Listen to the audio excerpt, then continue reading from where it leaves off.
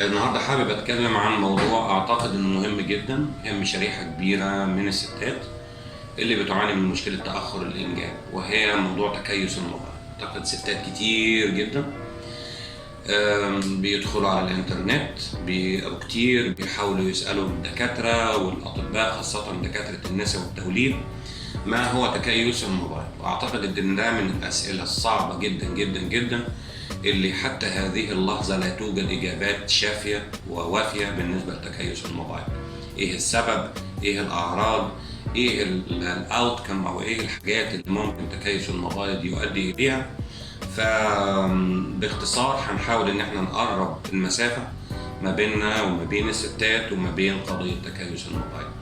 تكيس الموبايل ده موضوع شائع جدا، وهو عرض وليس مرض. وراء أسباب كتيرة جدا، لكن للأسف حتى هذه اللحظة كلها أسباب نظرية وافتراضات، ولكن للأسف ما وصلوش إلى سبب واضح وأكيد اللي بيخلي مجموعة كبيرة جدا كان بتصل إلى 20 إلى 25% من الستات اللي عندهم مشكلة تأخر إنجاب أو إجهاض متأخر بيتم تشخيصهم بتكيس الموبايل. تكيس الموبايل برضو من الأمراض أو من المشاكل اللي ليها توزيع جغرافي، يعني بتلاقي في مناطق كتير جدا في العالم وبالذات المنطقة العربية ومنطقة الخليج بيكون عندهم هذه المشكلة، ولكن في بعض الأماكن والدول، بالذات الدول الباردة والدول اللي هي الجو فيها بيكون مش حار أو مش اللي بيسموه تروبيكال، ما بيعانوش من نفس المشكلة. تكيس المبايض أعراضه بتنقسم إلى أكثر من زاوية. أهمها واللي بتهم ستات كتيرة جدا عدم انتظام الدورة، وده بيكون ناتج عن اضطراب هرموني بالذات في هرمون الذكورة، بالتالي بيؤدي إلى بعض المشاكل الفرعية زي تساقط الشعر، زي النمو الزائد للشعر في بعض الأماكن غير المستحبة بالنسبة للسيدات، البشرة الدهنية، ظهور حبوب الشباب بالذات في الوجه ومنطقة الأكتاف ومنطقة الصدر.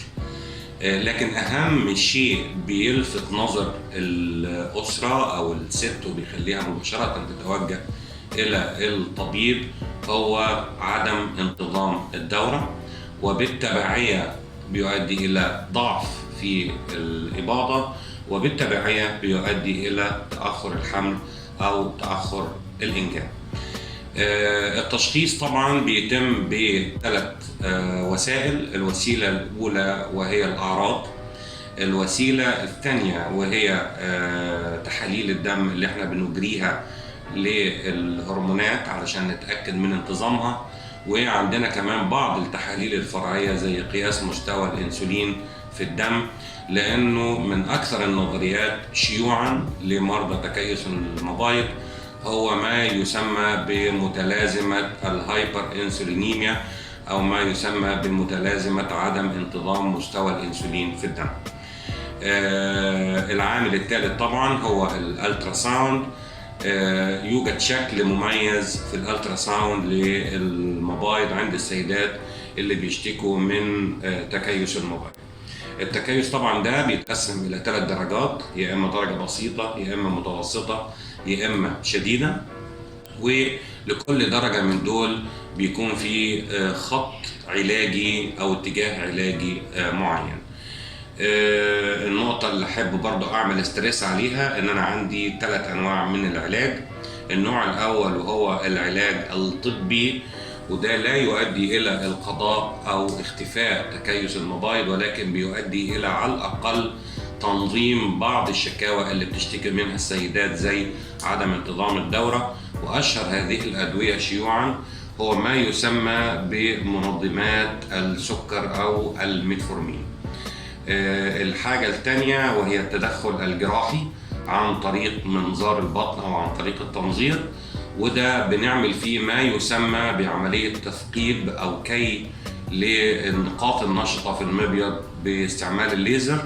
ده بيقلل لي حجم النقط اللي بيسموها النقط النشطة في المبيض اللي هي بتفرز هرمون ال LH، وبالتالي بتؤدي إلى زيادة أو ظهور أعراض التكيس ده زي ما بيقولوا له ميزة وله عيب. الميزة إنه في حالات كتيرة جدا بيحصل لها حمل طبيعي وانتظام للدورة تقريبا بعد 6 شهور من عملية التنظير، ولكن العيب طبعا ان ده بيعتبر من انواع التدخلات الجراحيه اللي قد يكون لها بعض المشاكل، واذا لم يتم عمله بشكل محترف مع طبيب يعرف جيدا كيف يؤدي عمليه التنظير، ويعني بدون ما يسبب اي دمج او بدون ما يسبب اي ضرر، بعض الناس او بعض السيدات قد يدخلوا فيما يسمى بعملية الفشل التبويضي نتيجة انكماش حجم المبيض بنسبة كبيرة. الخطوة الثالثة والأخيرة ودي اللي لازم نعمل عليها تركيز شديد جدا، إن أنا ما ضيعش وقتي بشكل كبير وأضيع وقت الست اللي عندي في العيادة في علاج أعراض التكيس، ولكن يجب أن أتجه مباشرة إلى علاج المشكلة. علاج المشكلة هو تأخر الإنجاب. لازم أعمل العلاج في خطين متوازيين. الخط الأول وهو علاج أعراض التكيس بشكل مرتب وبشكل مدروس. الحاجة الثانية إن أنا أبدأ أتجه مباشرة إلى علاج تأخر الإنجاب، أشوف الأسباب الأخرى اللي ممكن تكون مؤدية إلى ذلك.